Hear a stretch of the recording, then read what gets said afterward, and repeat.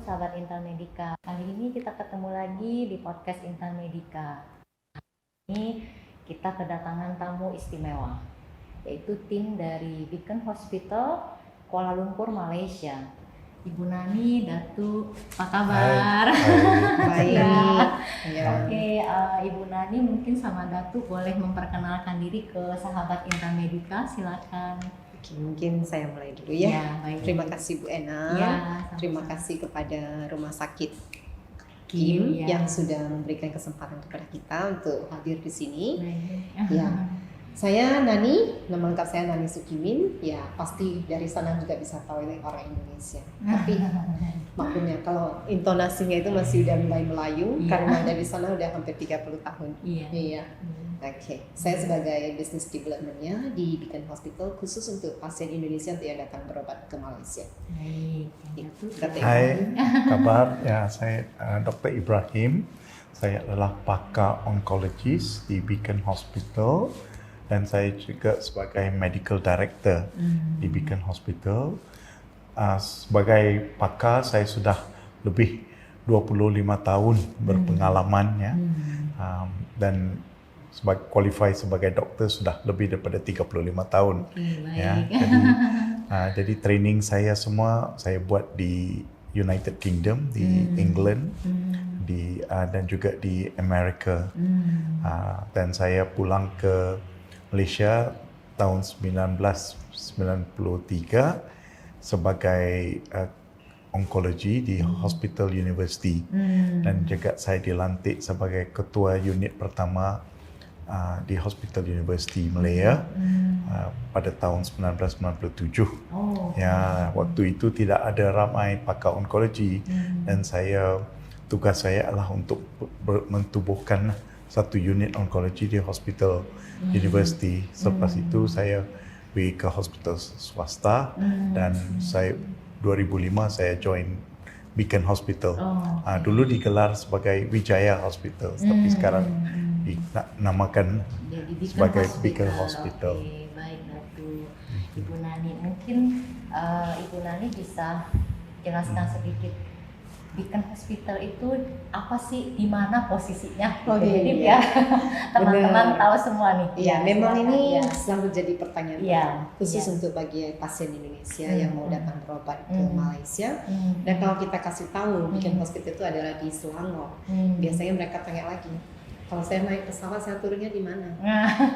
Tetap di Kuala Lumpur ya. Jadi waktunya tetap sama dari airport ke Selangor itu tetap 1 jam. Dan tidak berarti di Selangor itu di kota lain jadi tempatnya jauh. Enggak ya. Jadi kalau umpamanya di Care Central ataupun di Mid Valley dari City ke tempat kita itu juga cuma 10 menit ya. Dan lokasi kita itu kalau dibilang jauh tidak jauh, karena lokasinya strategis. Tapi di kota Kuala Lumpurnya, bukan di tempat-tempat yang lain. Bukan biar di Selangor, tapi di kota lain gitu ya. Oke, baik. Nah, Beacon Hospital itu sendiri adanya di Kuala Lumpur itu dari tahun berapa? Seperti yang tadi Datuk sudah jelaskan, dari dulunya sudah dikenal sebagai Wijaya. Dan Datuk ini memang salah satu founder dari zaman Wijayanya. Datuk juga sudah dengan kita, ya Datuk ya. Dan waktu Madam Mary pemiliknya membeli Beacon Hospital pada 2011 ya Datuk ya. 2011 Madam Mary ambil alih Beacon Hospital, ambil alih Beacon Hospital. Dan ini kita kalau mau cerita tentang Madam Mary agak panjang. Madam Mary memang inspire woman-nya, sangat memberikan inspirasi untuk semua orang. Dan seperti saya yang bekerja dengan beliau itu cuma tamatan kelas 6 SD. Kelas 6 SD, dan awalnya memberi rumah sakit ini untuk menjadikan sebuah misi untuk hidup dia itu untuk memberikan pengobatan yang sama bagi biarpun masyarakat yang kurang mampu. Itu misinya beliau ya. Dan sampai saat ini kita tetap melakukan. Jadi setiap tahun itu kita ada dana untuk CSR. Dan sampai sekarang kita sudah ada 50 juta ringgit yang sudah kita salurkan untuk ini. Jadi kira-kira ada 150 miliar yang mungkin ya rupiah ya kalau dimasukkan. Itu memang tidak memilih orang Indonesia ataupun orang Malaysia, kita bantu. Berarti sisi kemanusiaan dari Madam Mary ini Betul. luar biasa, niatnya untuk membangun Iya. Beacon Hospital. Iya. Nah, Ibu Nani, untuk Beacon Hospital itu sendiri, apakah memang spesialisasinya itu ke pasien kanker? Iya. Oke. Memang dari dulunya dari segi Wijayanya itu juga kan kita mulai dikenal karena ada CyberKnife-nya Datuk ya, dan Datuk sebagai salah satu yang betul-betul orang pertama yang mengoperasikan CyberKnife, bagaimana pemakaian dan penggunaannya ya. Dan CyberKnife itu international level ya, dan itu yang menjadikan Beacon juga mulai terkenal pada awalnya. Ya, dan memang karena Datuk juga bidang onkologi, jadi Datuk juga banyak membawa tim-tim anggota yang lain yang ikut join di dalam Beacon Hospital. Ya, mungkin Datuk bisa sharing yang tim-tim onkologinya kita, Datuk. Ya, tim onkologi kita ada 10 spesialis onkologi, satu medical oncologist, yang lain semua clinical oncologist, maknanya mereka rawat kemo dan radioterapi. Kita ada 2 pakar hematologi dan 2 pakar palliatif. Jadi grup kita adalah terbesar ya di hospital swasta ya di Malaysia. Kerana ramai tim-tim onkologi, dan juga pengalaman mereka semua agak luar biasa ya. Sangat macam ada satu Dr. To ya, dia juga ada PhD dalam bidang molecular biology. Jadi kita adalah pakar-pakar yang terbaik, the one best specialist ya di Malaysia, semua berkumpul di Beacon Hospital. kita pilih ya pakar-pakar yang terkenal, terbaik, yang paling bagus qualification, kita pilih mereka saja. Seperti yang tadi saya sharing dengan Diana, di Malaysia itu cuma ada 128 spesialis onkologi ya, dan 78 itu di rumah sakit swasta dan yang lainnya di rumah sakit pemerintah. Dan di Beacon aja seperti yang tadi Datuk sebutkan, di Beacon aja onkologinya sudah ada 10. Kita sudah mendominasi pasaran dokter spesialis onkologi di Malaysia. Ya, dan kenapa dokter-dokter yang seperti Datuk sharing tadi, pintar, ternama, yang betul-betul sudah banyak pasien memiliki mereka, kenapa mereka mau ikut Beacon? Ya, salah satunya juga apa, Datuk? Ya, sebab kemudahan, the facility, teknologi di Beacon. Ya, kita adalah apa kita panggil pioneer dalam teknologi perubatan kanser, radioterapi. So mesin-mesin yang seperti kita ada dulu CyberKnife, lepas itu kita ada Halcyon dan TrueBeam ya. Itu adalah mesin-mesin yang paling apa kita cakap mutakhir. Teknologi yang terbaik. Yang terbaik ya. Yang sudah diproposkan oleh semua onkologi untuk membeli mesin ini. Jadi mereka tertarik kepada kemudahan teknologi yang kita ada di Beacon. Karena akan support para dokter untuk mendiagnosa pasien. Dan juga kita adalah satu-satu pusat yang selalu buat clinical trial. Kita buat clinical research ya. Jadi kita ada satu-satu hospital, walaupun kita hospital swasta ya, kita banyak melibatkan clinical research ya. Jadi bukan saja rawat patient, tapi kita buat research juga ya, dan buat publication ya. Jadi dengan itu kita dapat mencuba dan memberi patient kita obat yang terbaru, walaupun obat itu belum diregister di FDA, belum register, tapi kita ada akses untuk gunakan obat-obat terbaru, obat terkini yang masih lagi dalam clinical trial ya. Dengan itu ramai patient dapat manfaat benefit daripada research yang kita buat itu. Nah, berarti Jadi intinya itu seperti yang Datuk share tentang kenapa banyak onkologi mau di Beacon Hospital. Salah satunya adalah fasilitas Harrison dengan TrueBeam. Ya, memang itu yang pertama-tamanya di Southeast Asia yang kita ada Harrison yang cuma 1 menit dengan 2 detik waktunya untuk satu prosedur. Ya, dan yang kedua tadi Datuk juga bilang clinical research. Saya pernah dengar ada satu dokter bilang, kalaupun ada uang itu obatnya nggak bisa beli di luar, istilahnya begitu ya Datuk ya. Jadi obat yang terbaru yang ada yang di clinical research di Beacon Hospital, ini obat ini belum tentu bisa dapat di rumah sakit yang lain, ya. Dan kita diberikan priority untuk menggunakan obat yang baru ini untuk dari segi clinical trial, ya kan Datuk? Ya. Dan bukan senang nak buat clinical trial, because clinical trial ini bukan perlu dokumentasi dan perlu approval dari FDA. Betul. Ya, dan kita juga diaudit oleh FDA dari Amerika, sebab ini international trial, bukan trial kita saja, small trial saja. Ya, it is big trial international. Betul.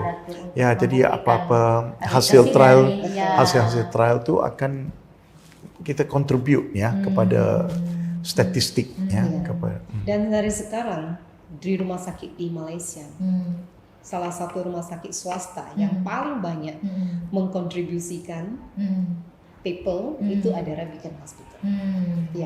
Case study yang paling banyak yang kita kumpulkan itu adalah dari Beacon Hospital. Jadi satu sisi juga pasien yang di sana juga diuntungkan dengan adanya clinical benar sekali. Karena mereka bisa dapat obat-obat yang memang generasi terbaru. Obat yang terbaru.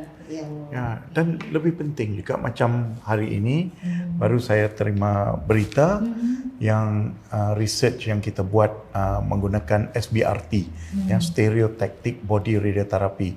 Kita gunakan sinaran tinggi X-ray untuk merawat pesakit prostate cancer. Maknanya kita hanya bagi 5 rawatan.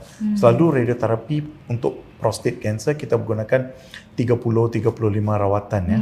Tapi kita hanya gunakan teknologi baru SBRT 5 rawatan dan sebagai outpatient dan clinical research itu baru diterima dan dipublish di international journal ya.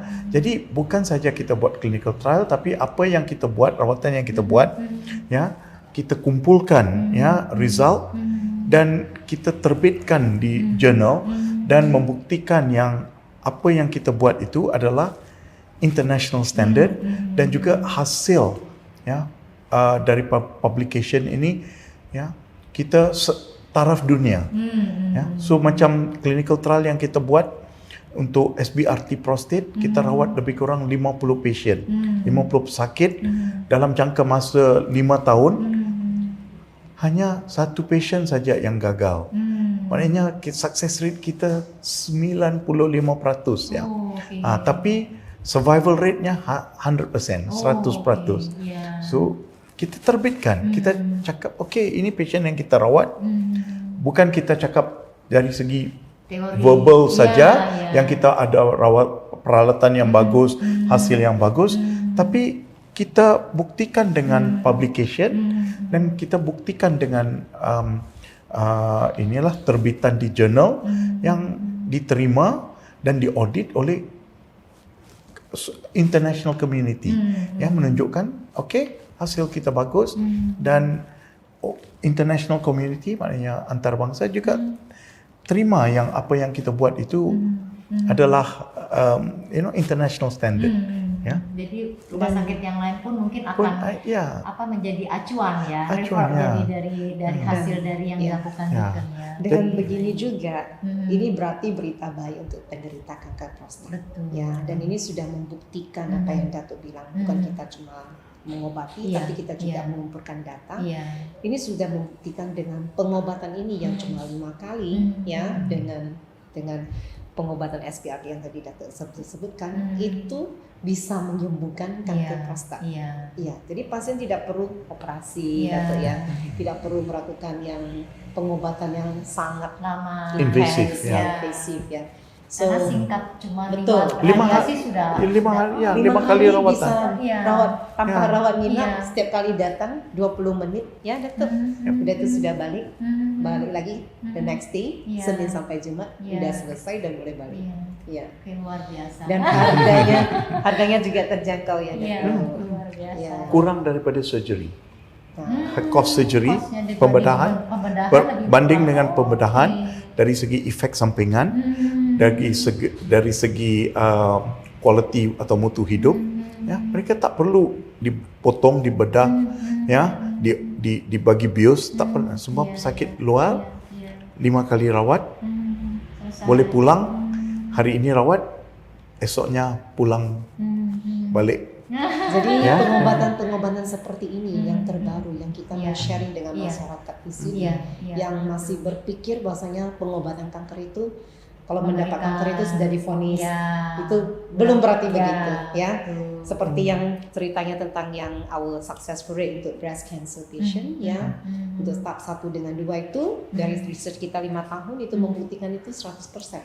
Jadi kalau kanker payudara pas stadium 1 dan 2 jangan takut untuk maju ke depan, untuk periksakan ke dokter, langsung dapatkan pengobatan. Itu pasti bisa sembuh. Betul. Iya. betul. Jadi kalau untuk yang ketiga 78% ya gitu ya stadium 3. Stadium 3. Ya, stadium 4 itu 38%. Jadi makanya kita sarankan kalau Harus aware ada dari awal. iya, begitu ada benjolan, terasa ada Iya. benjolan, jangan sungkan dan jangan Iya, takut betul. dan jangan Betul. obati sendiri. Iya, ketemu dengan Iya, dokter. Iya, Iya. iya, betul. Iya, sekarang semuanya sudah Iya. terbuka, Iya. ya. Banyak jenis pengobatan yang bisa kita dapatkan tanpa Iya. harus operasi lagi, Iya, dokter ya. iya. Hmm. Itu salah satu contoh yang tadi kanker prostat. Belum yang kanker-kanker lainnya mungkin aku percaya di Beacon sudah lebih advance lagi Ya. treatmentnya. Ya. Benar. Oke. Ya, di Beacon setiap tahun kita ada lebih kurang 2,000 patient baru, new Oh, cancer. oke. 2,000 setahun. Pasien kanker Oh. saja. Ya, patient kanker saja. Dan patient susulan dan follow up lebih daripada 50,000. Ya. Jadi kalau di Banyak Malaysia, sekali, ya. kalau di Malaysia, Ya. pasien yang kalau saya umpamanya kalau di Malaysia datang dengan sakit kanker, sebelum datang ke Beacon, mereka itu belum hitung, maksudnya mereka itu sudah ke dokter onkologi. Jadi mereka itu akan datang ke Beacon Hospital untuk mendapatkan pendapat yang kedua ataupun paling tidak mereka mau mendapatkan pendapat dokter di Beacon. Sebab Beacon itu kalau di Malaysia memang kita itu persepsinya itu khusus untuk kanker. Oke. Kalau kanker istilahnya ke Udah Beacon ingatnya, Hospital. oke. Tapi Ya. sebenarnya Beacon itu bukan cuma untuk kanker Ya. aja.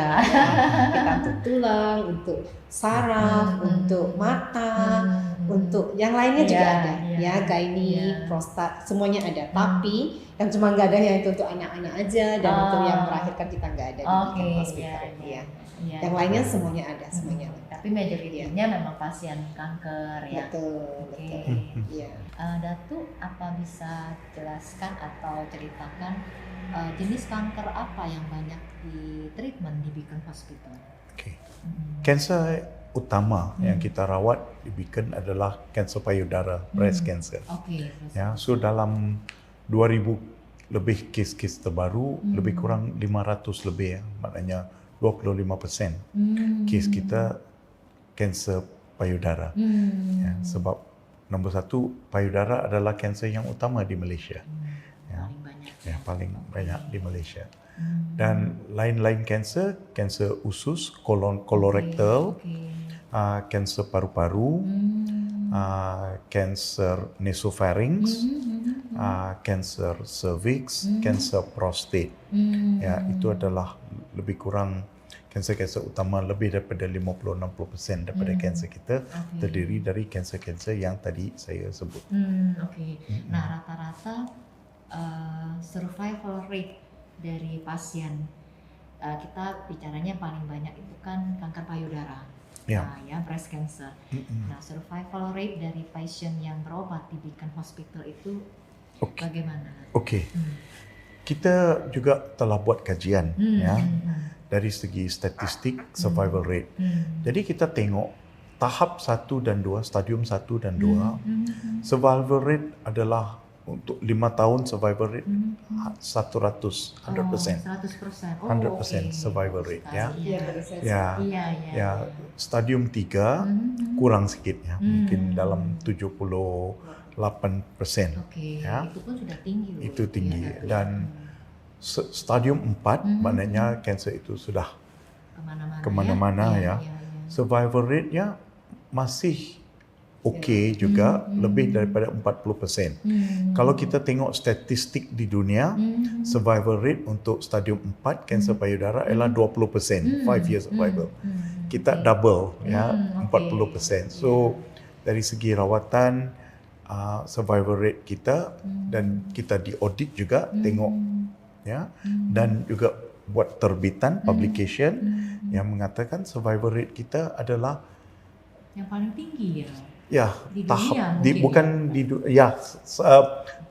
sama standard lah ya, seperti di negara-negara maju yang lain. So our standard tidak kurang, lebih kurang sama standard ya. That means statistik kita dengan statistik di Amerika, statistik di Eropah sama. Dan yang satu saya tahu Datuk, yang mengenai kanker paru-paru, kita baru saja mendapatkan bahwasanya kita itu yang menyumbangkan untuk pasien yang bisa hidup paling lama. Mungkin Datuk bisa sharing yang ini. Ya, kita juga buat beberapa clinical trial dan juga kita ramai pasien paru-paru. Sekarang perubatan untuk kanser paru-paru sudah bertukar ya. Dulu kita recommend kemo. Tetapi sekarang kita gunakan profile ya, profile genetik, dan kita tengok mutation yang ada dalam kanser itu, dan kita bagi ubat yang sesuai untuk mutation itu, seperti macam EGFR, ALK ya. Dulu kanser paru-paru mereka hidup ya 3 ke 6 bulan stadium 4 ya, average survival 3 ke 6 bulan. Tapi sekarang sudah bertukar. Average mungkin 3-4 tahun. Bukan bulan lagi ya. 3 ke 4 tahun. Dan pasien yang paling lama yang saya ada, stadium 4, kanser paru-paru, masih hidup lagi, sudah lebih dari 10 tahun. Dan ini yang tadi Datuk sebutkan untuk genetic test. Ini di Beacon Hospital kita akan ada satu yang baru, fasilitas service kita yang baru khusus untuk genetic test ini. Jadi dengan genetic test seperti tadi Datuk bilang, kita bisa lebih personalize untuk pengobatan ke pasien ya, yang lebih sesuai untuk pasien. Ini bisa kita buat tesnya di Beacon Hospital mulai bulan Mei ini. Ya, dan biasanya harganya bisa sampai puluhan ribu, tapi di Beacon bisa biayanya cuma tidak kurang dari 2.000. Itu yang saya dengar ya. Ya, jadi itu memang memberikan betul-betul ini berupa satu kabar gembira untuk semuanya ya. Jadi tidak berarti dengan pengobatan yang biasanya kita buat di luar negeri, tapi di Beacon Hospital kita bisa dapatkan dengan harga yang terjangkau. Berarti mungkin betul kata Ibu Nani, bagi pasien-pasien, mungkin teman-teman di luar, sahabat Intamedika di luar sana yang mungkin ada menderita kanker ya, yang merasa hidupnya berakhir dengan vonis kanker.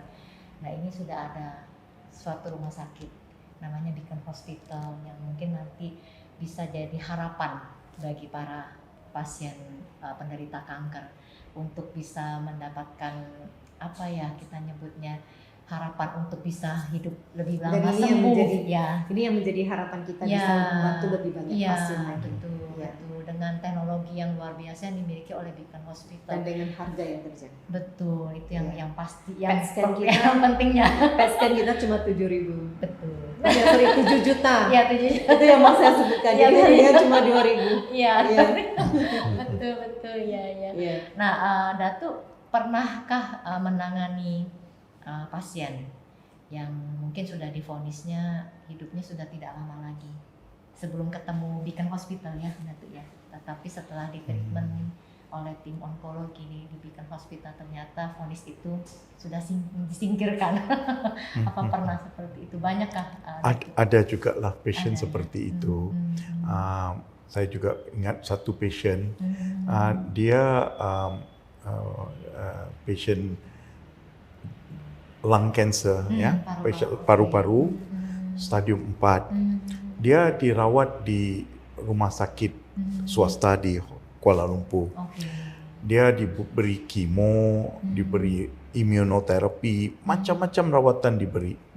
Gagal. Dia lepas satu treatment, okey, lepas itu gagal. Dan lepas hampir-hampir 1 tahun rawatan, dia jumpa saya sebab tidak ada, mau minta second opinion lah. Sebab dia sudah cuba semua rawatan dan gagal. So saya tengok, saya cakap, oh kamu sudah buat semua rawatan. Tapi pilihan saya tidak banyak. Hanya satu saja, saya cuba buat itu NGS lah, yang genetic profiling. Jadi saya cakap, saya buat biopsi, dia ada kelenjar di leher. Saya cakap, saya ambil sedikit kelenjar di leher. Pada masa itu dia memerlukan oksigen, ya, dan datang dengan kerusi roda, tak bisa jalan, ya. Dan bila saya buat genetic testing, saya dapati satu profil yang saya dapat mencarilah obat yang sesuai untuk dia. Saya cakap, oh berita baik, ada satu obat yang sesuai, yang saya boleh cuba. Dan itu dah 5 tahun dahulu, ya.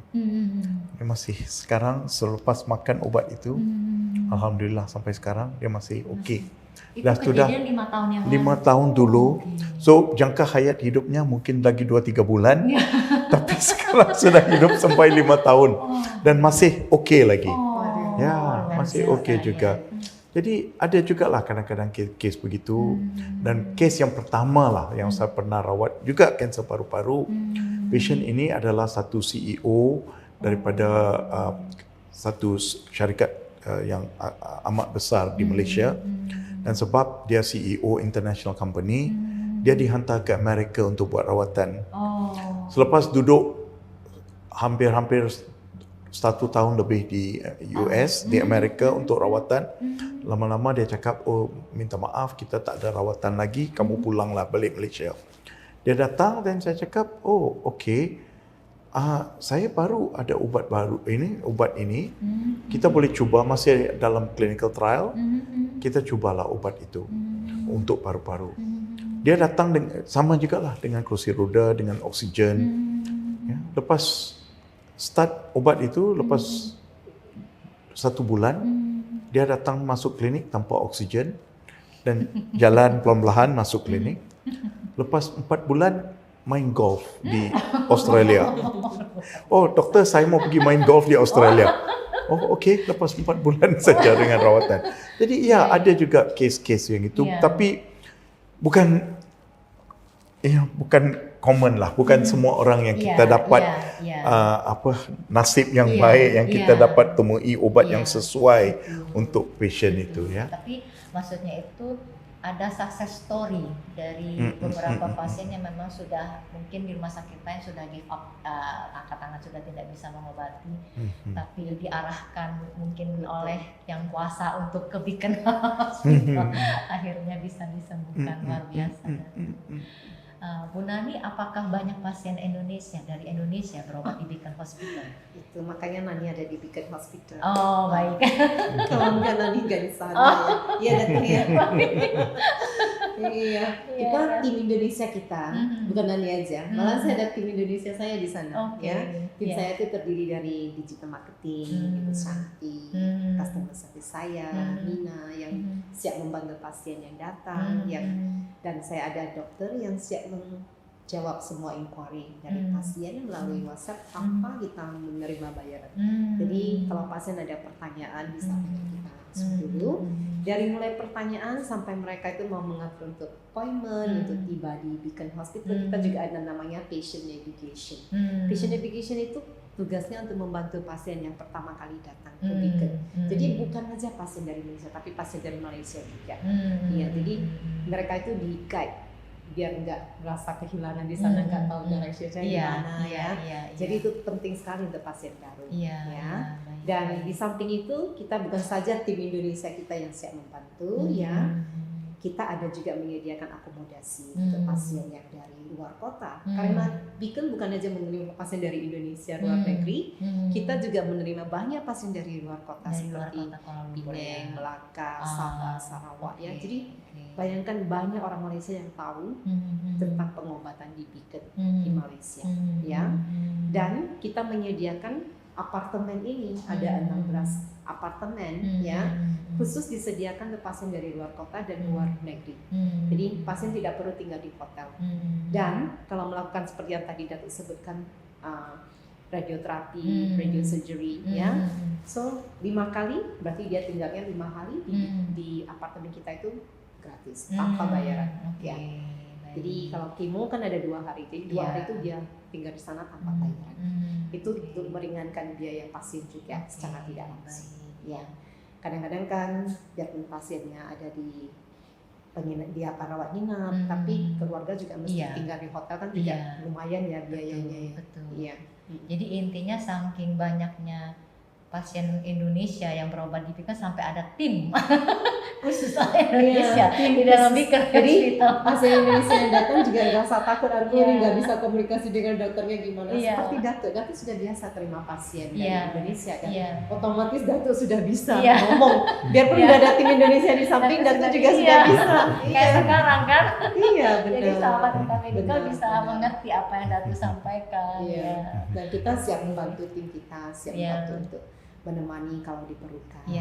Jadi pasien nggak usah merasa bimbang dulu sebelum datang, jadi pikiran nggak bisa komunikasi dengan dokter, gimana di sana, transportasi, akomodasi, itu semuanya nggak usah dipikirin. Baik. Mungkin ya untuk masyarakat Bangka Belitung, khususnya Pangkal Pinang, yang pasien-pasien kanker yang mungkin pengen mengetahui Beacon lebih dalam, bisa dari RSK bantu nih. Bisa kami kasih sampaikan informasi ke mereka, mungkin mereka pengen tahu atau mencari second opinion ke Beacon Hospital. Nah, apabila sahabat Intan Medica yang di luar dari Bangka Belitung nih pengen tahu tentang Beacon atau pengen kontak tanya-tanya, itu bisa menghubungi siapa nih Bu Nani kira-kira? Seperti yang tadi saya jelaskan, kita spesial menyediakan hotline ini, dan hotline yang pegang hotline ini adalah seorang dokter ya. Jadi dokter ini bisa membantu untuk menjawab pertanyaan. Kenapa? Karena dokter ini dia sudah berhubungan dengan dokter kita. Jadi biasanya kalau dokter ini dia dapat laporan dari pasien ini, dia akan kasih ke dokter spesialis tersebut, dan dokter ini akan kasih nasihatnya, baru dokter kita akan memberikan jawaban. Ya, memberikan jawaban, dan sekiranya pasien merasa oke dengan pengobatan ini, dengan estimasi biaya sebanyak ini, saya merasa saya mau berangkat ya. Kita juga melalui dokter ini juga bisa membuat appointment dan lainnya. Jadi kita sediakan dengan dokter, istilahnya karena dokter bisa komunikasi dengan dokter kita langsung ya, dan memberikan yang terbaik biarpun pasien ini belum kesini. Nanti hotline-nya ada di bawah sini. Ada. Ini hotline-nya. Baik. Ya, bisa hubungi di sini. Dan saya mesti tambahkan satu sebelum kita menutupi ya. Selama bekerja di Beacon, yang kita bisa rasakan sebagai karena pendirinya itu selalu mengajarkan kita untuk hidup, untuk bersosial dan memberikan kasih sayang kepada semuanya ya. Jadi biarpun pasien yang datang ke tempat kita, pasien kanker ataupun pasien yang lainnya, kita berusaha memberikan pelayanan itu dengan hati kita. Betul. Itu yang penting. Ya. Dan pasien juga bisa merasakan cinta kasih kita di sana. Itu yang kita mau berikan. Supportnya itu yang penting. Support mental dan dari segi emosinya, dan dokter dari segi dokternya. Betul. Datuk ada yang mau disampaikan ke para sahabat Intan Medica, silakan. Saya ingin memberitahulah, ada banyak hospital swasta yang merawat pasien, tapi tujuan mereka rawat ialah finance profit. Di Beacon kita lain sikit. Kita investment kita dengan teknologi yang tinggi, mission yang terbaik, yang terunggul ya. Tapi dengan tujuan untuk memberi rawatan teknologi tinggi kepada semua orang. Sama ada mereka mampu atau tidak mampu. Ya, kalau mereka yang mampu okey. Tapi yang mereka tidak mampu, kita tidak pernah menolak. Kita cuba membantu dengan CSR kita, dengan harga yang patutan ataupun kadang-kadang dengan kos yang percuma. Free. Ya, jadi tujuan itu memang banyak yang nggak percaya. Tapi memang itu ada di Beacon. Jadi kita fokus kita ialah untuk memberi perkhidmatan kanser yang terbaik kepada semua orang. Ya. So kita ingin membantu. Okay, itu tujuan kita yang utama. Jadi sebab itu kita tengok kalau dari segi kos macam PET scan, kos rawatan radioterapi, kos kita adalah kita bantu. Kita adalah satu hospital kosnya paling rendah. Ya, sebab kita rendahkan kos kita, lain-lain hospital juga ikut sama merendahkan kos. So kita juga bantulah ramai pesakit dari Sebenarnya kita segi ada tim CSR kita. Satu tim yang khusus untuk Membantu, CSR. ya. Jadi tim CSR ini dia membantu untuk mencek latar belakang pasien. Ya, jadi kalau pasien kasih tahu saya nggak mampu, ini tim CSR ini akan bertindak. Mereka itu akan berbicara dengan keluarga untuk mendapatkan lebih banyak informasi. Dan setelah diinterview nanti kita akan kasih bahasanya ini yang kita bantu. Ya. Dan juga yang kedua yang paling penting ialah apabila pasien telah didiagnose atau mengetahui mereka ada kanser, mereka rasa takut, putus harapan. Tapi sekarang kita ada banyak rawatan yang baru, ubat-ubat yang baru, yang efektif ya, dan kita bisa bantu. Jadi janganlah rasa putus harapan dan give up ya, jangan give up ya. Kita cuba jumpa pakar-pakar dan minta opinion ya, dan mana tahu insya-Allah ya ada setengah-setengah pasien kita boleh bantu ya. Jadi jangan give up hope. Kita orang cakap jangan give up hope ya. Tetap semangat. Tetap kuatkan semangat dan kita ikhtiar. Dua-dua ikhtiar juga. Kalau pasien kalau dah give up hope, sudah ya tidak bersemangat untuk buat cari rawatan, susahlah kita nak bantu. Betul. Tapi kalau bersama-sama kita bersemangat dan usahakan rawatan, insya-Allah ya kadang-kadang kita boleh berjaya. Okay, so jangan putus asa. Ya. Dan yang paling penting ialah kita jalin kita sarankan medical check up ya. Kita panggil ya kalau kita dapat kesan kanser itu dalam tahap atau stadium tahap awal, kita bisa cure, bisa pulih, sembuhnya agak tinggi. Tapi janganlah datang pada tahap-tahap yang lewat ya stadium 4. Seperti Datuk sebutkan untuk yang prevention kita juga akan ada yang seperti bulan Mei yang tadi saya sebutkan itu yang Datuk sebutkan genetic test tadi. Kita akan ada lebih dari 1000 genetic test dan juga untuk tes DNA kita DNA itu jadi tesnya cukup satu kali aja dalam hidup kita dan kita bisa mendapatkan daftarnya yang panjang tentang profilnya tentang sendiri kita sendiri. Jadi obat apa yang sesuai, obat apa yang tidak perlu kita makan terlalu banyak, gaya hidup yang bagaimana, dan itu kita akan ada di Beacon pada bulan Mei ini juga. Dan harganya itu yang tadi saya sebut. Sampai bisa tahu apakah ada kemungkinan bisa terkena kanker sampai seperti itu Datuk nanti hasilnya dari profil itu ya. Yang seperti case Angelina Jolie ya Datuk ya. Ya dia sampai tahu dia bisa kena kanker apa dia langsung prevent angkat payudara. Iya betul. Dan yang ketiga, walaupun kita ada banyak pakar-pakar kanser di merata-rata tempat, tapi kita kena ingat setiap pakar kanser kepakarannya berbeza. Betul. Ya, mungkin pakar ini dia hanya training dan dia punya pengalamannya begini saja. Tapi ada pakar-pakar lain, ya, walaupun pakar kanser, tapi ya kepakarannya lebih lagi. Ya, jadi jangan khawatir minta second opinion, ya, minta pendapat kedua. Jadi kita dapat gambaran yang lebih jelas lagi. Mana tahu, ya, pakar yang kita jumpa itu ada cara, ya, yang seperti saya cakap macam teknologi. Ini ada main peranan yang sangat penting. Ya. Saya ada ini jelas baliklah. Patient again paru-paru. Ya. Umurnya 78 tahun. Ya. Kansernya sangat lanjut, ya, di paru-paru. Jumpa pakar, cakap umur kamu 78 tahun.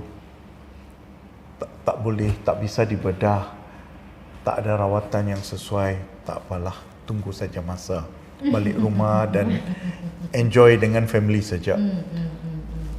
Mereka datang ke Beacon, jumpa kita. Ibu, kanser ini bisa dirawat dengan mesin kita. Kita rawat dengan mesin, ya. Dia hidup selama 3 ke 4 tahun, kansernya dikontrol, ya. Dan akhirnya dia meninggal sebab sakit tua, bukan sebab kanser. Ya, jadi kadang-kadang ada orang yang tak bisa rawat, tapi kadang-kadang ada pakar-pakar lain di mana pengetahuannya dan pengalamannya lah lebih besar dan dibanding. Jadi, ya, minta pendapat yang kedua. Sebenarnya kita banyak yang bagus, Datuk. Ya, kita banyak case, ya, terutama seperti saya yang bekerja di rumah sakit. Kita itu kebahagiaan kita itu kalau lihat pasien itu dari yang stage 4, stadium 4 bisa sembuh, tambah lagi 10 kilo udah kembali normal lagi seperti berat badan dia biasa. Wah, itu kebahagiaan kita itu tak terkira betul. Dan kita ada banyak pasien yang begitu, ya. Makanya kalau di segi dari kenapa Beacon itu mulai dikenal banyak oleh pasien Indonesia itu, dan kebanyakannya dari mulut ke mulut. Jadi dari pasien yang mulai sembuh dan share ke yang lainnya, dan bagaimana pelayanan kita, pasien sendiri yang merasakan dan mereka sharing dengan yang lain. Baik. Terima kasih Ibu Nani, terima kasih Terima kasih. atas Thank you waktunya. so much. Ya. Semoga bermanfaat apa yang kita sharing hari ini untuk para sahabat Intan Medika. Baik, nah cuma bisa mengucapkan banyak terima kasih. Terima kasih. Kita cuma berharap dengan gathering ini, dengan apa yang kita sharing, kita bisa memberikan harapan untuk pesakit kanker di luar, untuk tidak pernah menyerah dan selalu maju ke depan untuk mendapatkan pengobatan yang terbaik untuk diri sendiri. Baik. Terima kasih Terima kasih. semuanya.